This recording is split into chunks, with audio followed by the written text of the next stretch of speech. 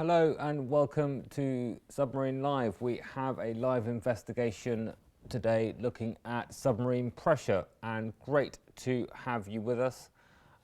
Submarine Live is part of the AXA XL Oceans Education Programme, and we have been connecting to the amazing Nekton First Descent team who are currently exploring the uncharted depths of the Indian Ocean and around the Seychelles at the moment. So it's been great having a series of Q&As with the team there, and also to be connecting to you guys, getting your questions in for them, and to be doing these live investigations with you. We have some great schools tuning in for this live investigation. We have Canada, the USA and UK, and big shout outs to Riverside Public School. Hello everyone at Riverside. To Jacta Intermediate School. Hi to everyone at Jacta. Great to see you. And to Little Rouge Public School. Great to have you with us. And a big hello from Submarine Live.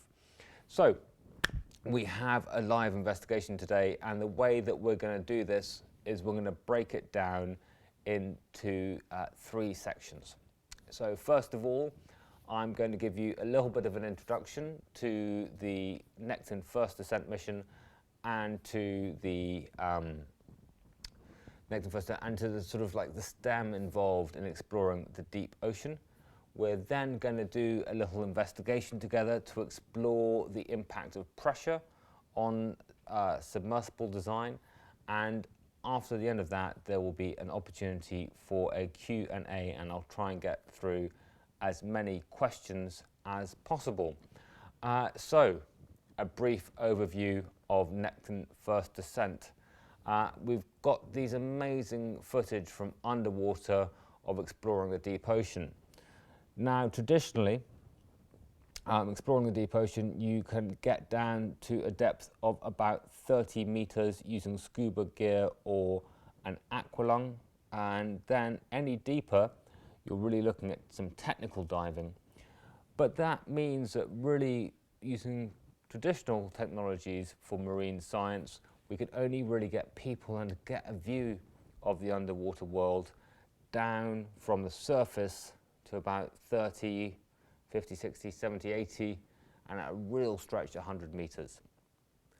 Nekton First Descent is going down to depths of 250 meters underwater, and for that they need some specialist technology. And the specialist technology they are using is two different things. First of all, they are using submersibles, which are like small submarines.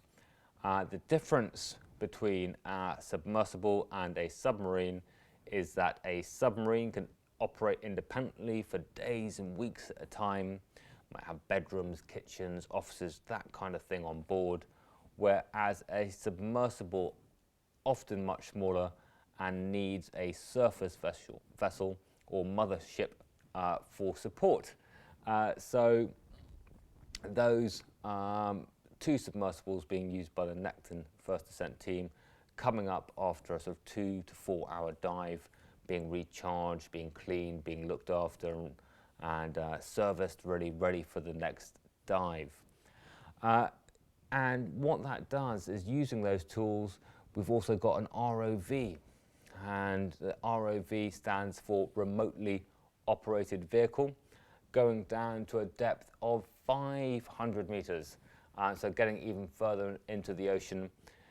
The difference really in terms of science is that you've got this amazing 360-degree view with that pressure hull, and that's what we're going to be looking at today. With an ROV, you've just got a single camera looking in the front, so you've got to steer it around a bit.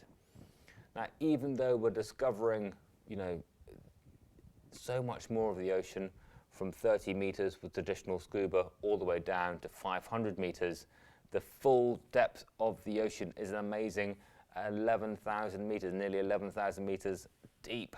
To put that into context, from sea level going up, the highest point on the surface of the planet, that is 8,850 at the top of Mount Everest, 8,850 meters. So to compare those two, we've got the deepest point of the ocean, the Challenger Deep in the Marianas Trench, very, very, very far down. So today, what we're going to look at are some elements of submarine design. Now, I hope all of my submarine designers are ready in their classes. A big wave to all you guys. What we need to do is we need a few things to do this investigation. We need an empty soda bottle, like one of these, empty soda bottle. If you're very careful, you can just hold it yourself. I'm going to use a stand and some clamps to help balance the soda bottle. Always good to be introduced to scientific equipment and really good to practice using that. So I'm going to bring this back here. We need water. I've got some water in a measuring cylinder here. We've got, I've just got a towel as well, just in case I spill any water. If you do spill anything, just be super careful, mop it up, make sure you're working not at the edge of the table in case you knock something by accident. I've got my little scientist here. I'm not very good at making scientists out of modeling clay, but I've got that one, this little one here.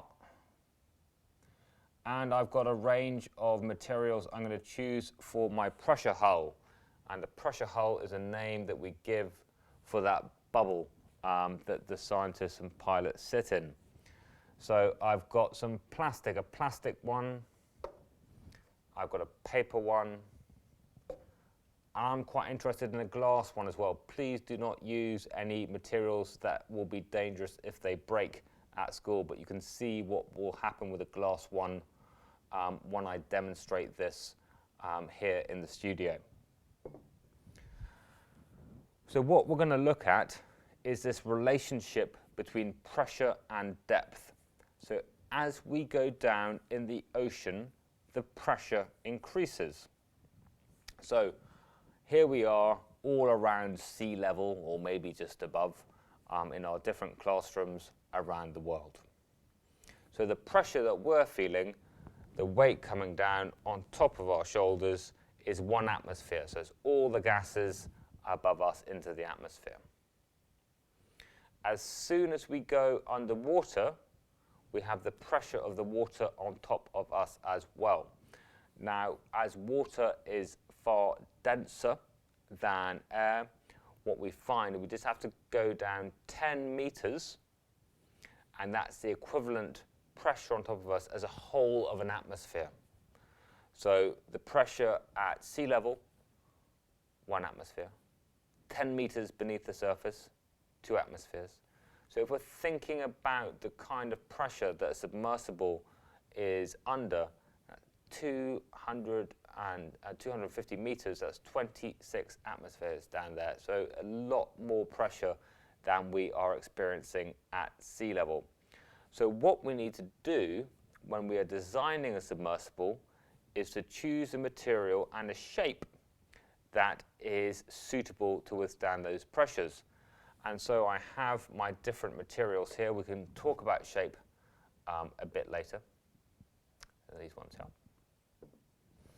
And what I am going to do is I'm going to place them over my scientists and see if they keep them safe. So this is my pressure gauge, and so I haven't put any water in it yet, and that is kind of equivalent to whether this pressure hull would work at sea level. So here we are, and we can see no water yet, and our scientists all pretty happy. Let's demonstrate it with all these, but I think it's going to be the same for all of them. Yep, all good, and glass. I'll just do that glass is fine too. So now I'm going to simulate going deeper, and I'm going to add some water.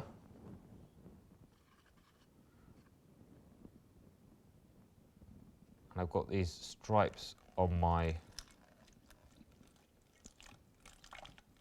bottle. I'm going to add about a third, but let's do 1/3, 2/3, and then fairly full to see whether there is any change to our pressure hulls as we put them under more and more pressure.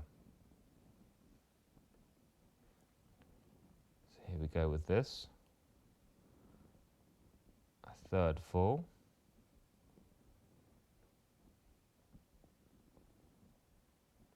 Just being really careful when I'm pouring this so I don't have any spills. Oh.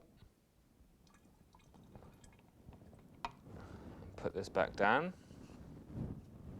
And I'm going to remember to put the top back on as well, because what I don't want to happen if it does fall over for any reason is for all that water to get spilled.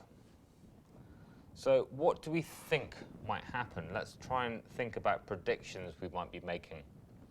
So do we think that the glass will withstand the most pressure, the plastic, or the paper? And why might we think that? So what we're going to do is we're going to first of all put the plastic over. Let's just think about what might happen. I'm going to put this shallow depth of ocean on here. Let's turn this around slightly. And there we go. So the plastic's holding up at that shallow depth. Let's see if the same thing happens for the paper.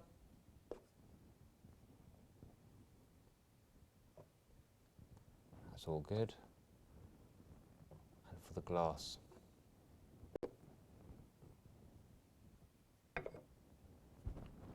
Oops, knock that.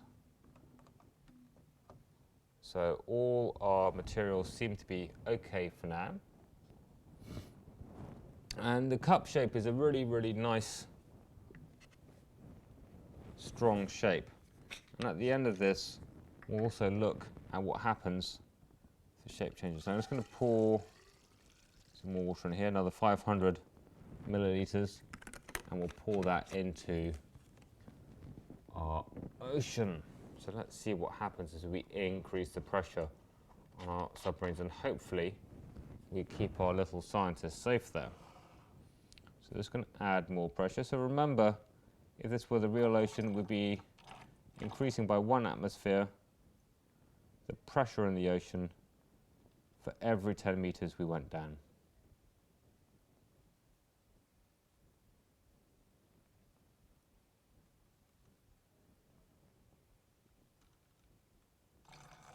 Oop, there we go. Last bit there. Move this out of the way. Don't forget to put the top back on. Am I going to break this glass? Let's find out.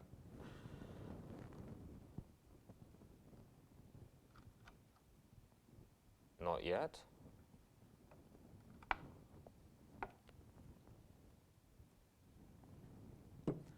Is the paper going to scrunch up?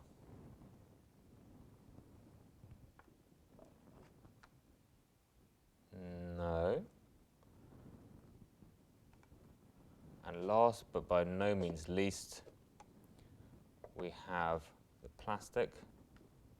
What do you think is going to happen here? Not too bad at all. So, the final water to be added. And I'm going to show you something that's quite important. So I'm going to put the final 500 mils into our measuring cylinder.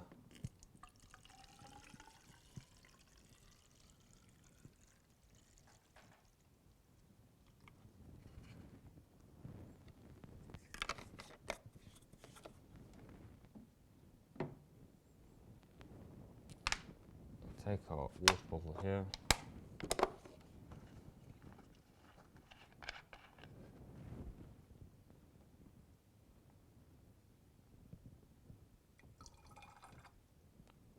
Add a bit more.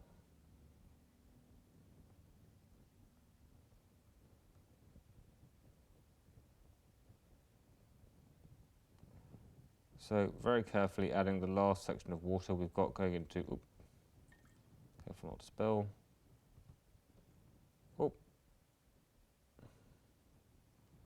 So a lot of the time, it's easier to test whether your pressure hull is going to work under pressure by doing tests in laboratory rather than having to put it at depth in the ocean, because you really don't want to find out it's not going to work when it's however many hundreds of meters down in the ocean.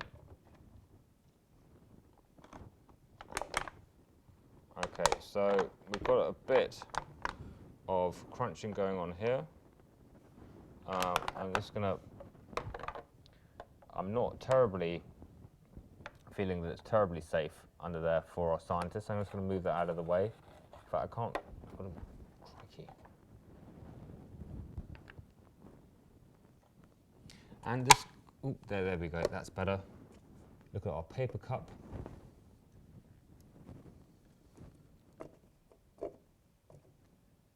Which is still brilliant. And then look at our glass cup. So I'm just slightly frightened this is going to break now. No, all brilliant. Now, one of the reasons why we've got the similarity between all the cups except for the plastic one, which you can see is starting to break a little bit, is that this is a very strong shape. We'll see all the force going down vertically here. But when we're underwater and we've got the sphere, actually having it on its side is going to be much more similar to some of the forces on here. So I'm just going to put my little scientist in here and add the full pressure of our ocean on top here.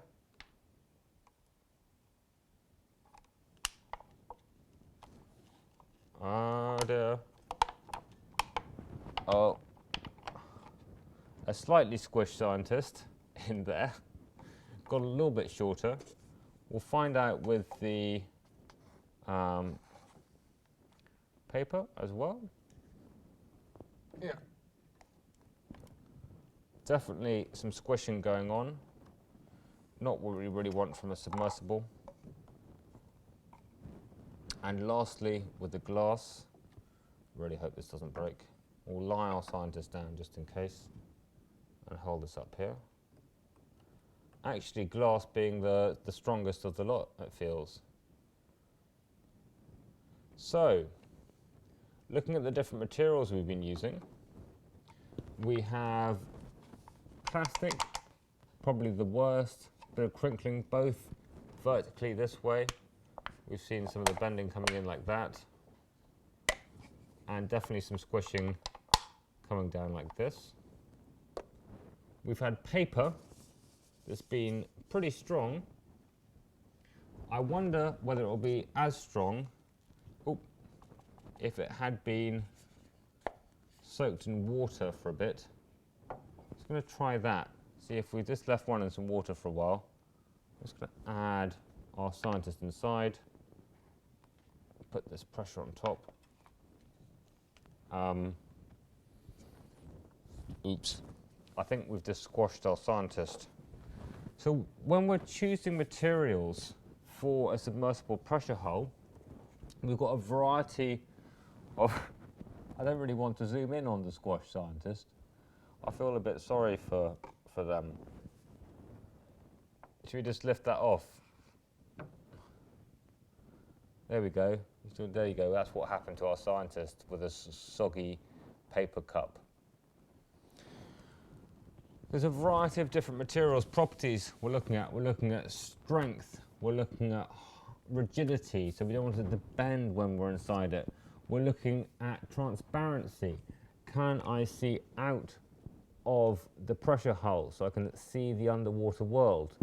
And we're also looking at what happens to those properties if we put them in water. If I put paper in water, the properties aren't so good. So what we can do is we can start to perform tests on different materials and see whether they are suitable for building a submersible. So looking at what is actually used in the Triton submersibles being used by the Nekton team, we've got the Triton 1002s. They have a sort of an acrylic pressure hull, and that is about 8 centimeters, what should be exactly 8 centimeters thick. Going deeper, there are plans to making a glass pressure hull to go all the way to the bottom of the ocean. So hopefully you've discovered some parts, and hopefully you kept your scientists safer than I did. What I'd love to do now is to come to some of the questions that you have been sending through. What do we have here? We have Riverside Public School. How does your team determine who and what resources you use on an expedition to assemble equipment and team members? Riverside, that's a great question. So you start off with objectives. So you have a plan for your expedition. What are you trying to find out? And then you start to build the equipment, the resources, and the personnel around that.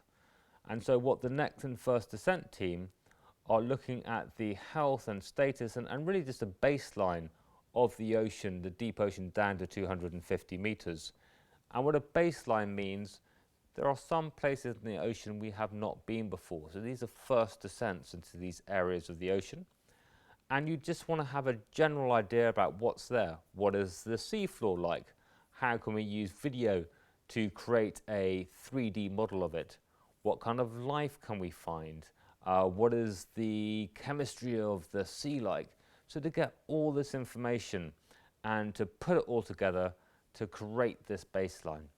So in order to do that, to operate at depth, you need submersibles, you need ROVs, which are robotic submarines, you need different instruments like CTDs, which measure the salinity and temperature of the water, and other tools as well. And then you need the experts from around the world who are able to work with you. And not just experts from around the world, but also local experts who bring that really important local knowledge to the expedition, and are also able to stay on and carry on the work in the region that has been explored. Wow, Riverside, another great question. Is there a specific design for submersibles that is most effective? And again, I'm coming back to this objectives word. And in design thinking, you should be designing your product or your idea, whether it's a website, an app, a submarine, or whatever it is. It's the same principle. And that is focusing on the user. So what is it that the scientists want from a submersible? First of all, they want an unrivaled view of the underwater world. And so when you see that pressure hull, it is that 360-degree view. So you can see what's in front of you, what's behind you, what's to the side, what's above, what's below. And that is a really important design feature for these submersibles. Now, moving on, what you also have is you have the different scientific instruments mounted at the front of the submersible. So you have high definition cameras, you have robotic grabbers, you have a sampling box, you have instruments which are used to collect the water at different depths, so collecting different samples of water. You've got all these tools, and so the design is for science. There may be other purposes that you need a submersible for or a submarine for, and of course then the user would define what those needs are, and then you would have to design a submarine or submersible to meet those needs. Another question from Riverside, great to have you with us today. How likely is it that biological materials would get stuck in the propulsion system, and what would be done in the case of this technical or other difficulties underwater? The thrusters, would they get stuck? They are well designed. It is possible that they could get stuck in some seaweed near the surface. That is very possible. You probably wouldn't be looking to launch if there were a lot of seaweed on the surface. You're also looking at, they move very, very slowly underwater, and they're maneuverable. So if there were something underwater, you wouldn't bump into it too fast. If something does go wrong, the real, remedy for that is coming back to the surface. So even if that were, you can have to have a controlled descent. If you're near the surface vessel, you might bump into it. You've got an underwater radio to call to the surface officer, who can start to arrange for the boat to move if you've got no maneuverability at all. But the pilots are incredibly experienced, and so these are just some of the issues that they are trained to deal with. Riverside Public School, when we build our miniature submarines, what are the issues that we might struggle with? Size, shape, materials. I think when you're designing a sort of miniature submarine, it's really thinking, what might you struggle with? I think you don't have access to some of the engineering pieces that are, that a facility like this has. But I think really it's just thinking through in a scientific and design way. So if you made a submersible that you couldn't get a scientist in, and it was designed for scientists, that'd be a bit rubbish. If you didn't give proper thought to the materials that you're using, so if you use something that rusted very easily, then that would be not great. So things rust much quicker in seawater, and there's some little tests that you can do for that. If you use something for a pressure hull that you couldn't see through, that would be a little bit rubbish. So this is what I think, Riverside students, is that it's the way you think about this. So both in terms of engineering and in terms of design. So that's what I'd really want to see if I was looking at your submarine models or your designs. That's what I'd want to see. How does it feel when you have identified target problem areas, and what are your next steps to protect any specific issue problem identified? I'm going to need a little bit more information on that via the live chat that will come to me, and whether that's target problem areas with the ocean, and that's ocean conservation and protection issue, or whether that's a submersible design issue. So if something goes wrong, so it doesn't work in a prototype, how can you start to repair that, or how can you start to change it? So I'm going to need a little bit more background on that, because I really want to make sure I answer the right question. Do you feel, this is from Riverside, do you feel that sci-fi movies such as The Meg are beneficial to your environmental efforts, or are the scientific inaccuracies harmful? I think, Jaws, if we go back pre-Meg, there were shark films like Jaws. I think they've been immensely harmful. I think they've been really, really unhelpful. And I just want to sort of look at sharks for a moment. I think last year there were 5 reported fatalities from shark bites. Okay, 5. There are something like 40 accidents, fatal accidents involving vending machines each year in the USA. And then we think about the number of sharks that are killed by humans, and we're getting into numbers in sort of 100 to 150 million each year. Now, sharks aren't, we're not natural shark food, and often when people are attacked or are involved in an attack, whether it's fatal or not, it's often quite cloudy water.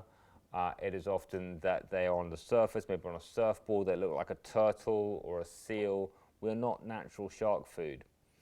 We need to respect them when we're in the water with them, and they may display some aggressive behavior. But I find it, but they are amazing creatures. If you swim with a shark, be in the water with a shark, they are absolutely incredible creatures. I've had the great privilege to do so, and I find it really sad when they get shown as sort of like, killing machines in terms of humans. Yes, they are. They're amazingly well adapted killing machines.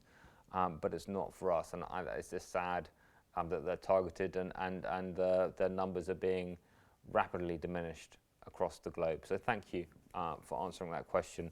And I do find, the Meg, if people think it's just entertainment, great, but if it changes their attitudes to sharks, then that's really sad.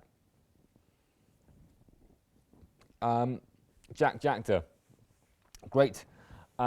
Did you know that you wanted to do this type of work as a kid? No, not really. I knew I loved nature, so nature was always a really big interest for me. So I love exploring the wilds of Scotland, where my family are from, as a child. But I always thought I'd be a soldier like my father, or a lawyer or something. But I think I just love the natural world so much, and there are some parts that it's quite tricky to get a school trip to. So definitely it's making sure that you guys can speak to the people who are researching it and have some way of experiencing it as well. So that's what drives me now. Why is there water pressure and what causes it? Very, very simply, so you imagine that you've got this column going up above your head up into space, and all the air in that column is weighing down on you. And then if you put yourself with the water as well, you've got the mass of that water and the effect of gravity on that water coming down on you as well. So what causes water pressure is very, very simply the force of a mass of water acting on the mass of water above you. Riverside Public School, when you come across an issue in the ocean, for example, plastics, how do you go about devising a plan? It's a really good question. There's three parts to that. First of all, you need research, so scientific research to know more about the problem or the issue. So you need information to go. So we want to be making decisions based on really good data. So collecting data, asking questions, finding out more, so we really know what we're talking about. We don't want to sort of go off and start making decisions based on things that we don't know about or don't properly understand. Small exception to that, which I'll come to later. The second thing is that we need to look at our solutions and look at where our vision is. If it's zero plastics or zero plastics in the ocean, and then looking at all the possible solutions and ranking how effective they are. So we really need to get more evidence, not just on the problem, but on the solutions. And then third thing is we really need to help people know about the issue. My personal work is through education, but there's also great TV programs, public talks, scientists going to schools. So there's lots of great work being done to solve something on plastics, but you need to research the problem, research solutions, and then work with people to know more about the issue and take action. So I've got three things.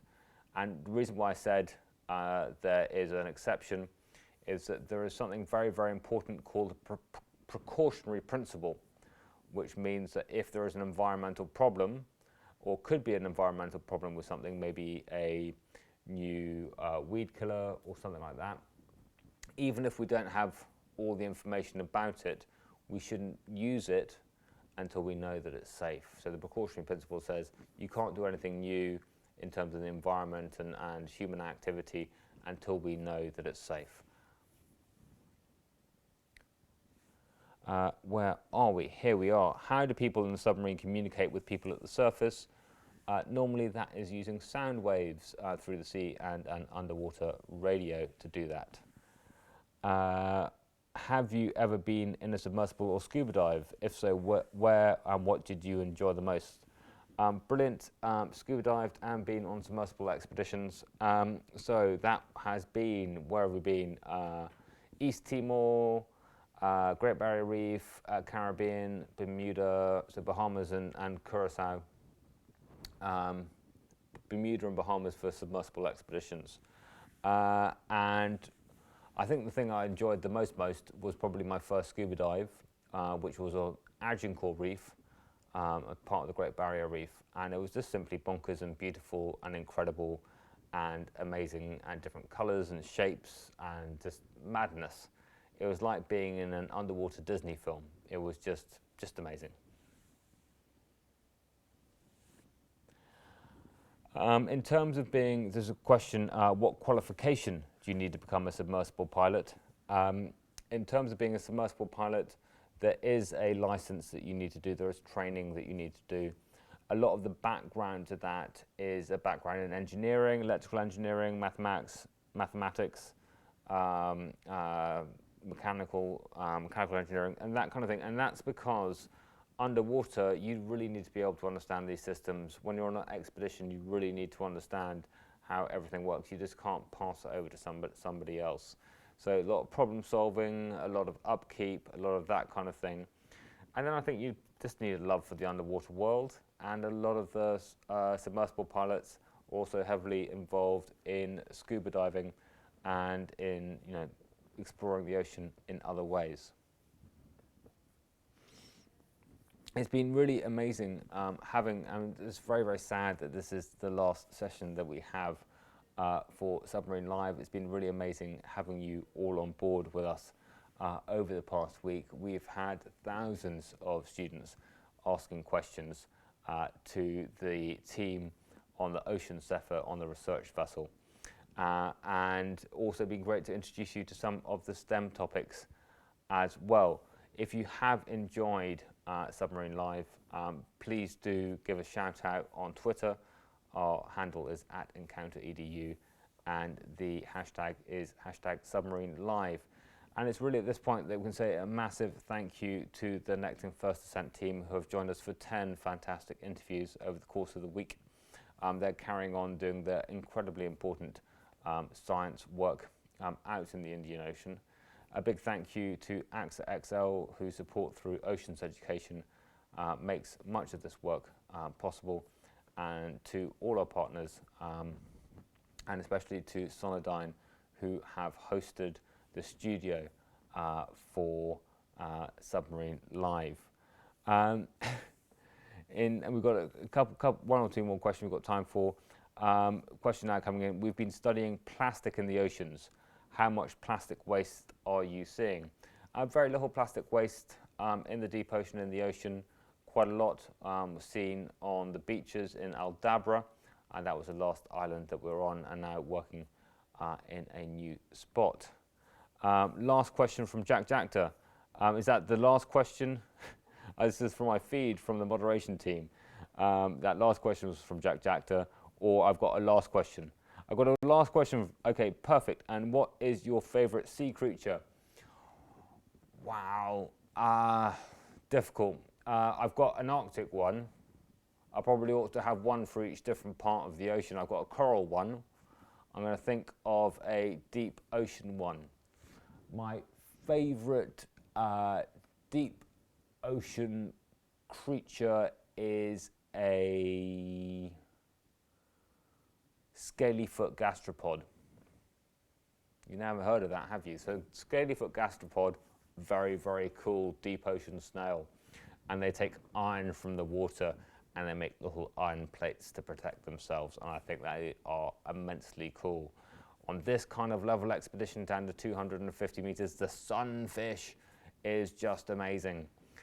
In the coral oceans, I have a lot of time for Christmas tree worms that look like little Christmas trees coming out of the coral in blues and reds and yellows.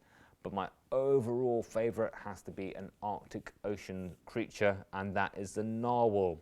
If you haven't seen a narwhal, look it up online or in the library. And a narwhal is a cross between a sort of porpoise, small whale, and a unicorn.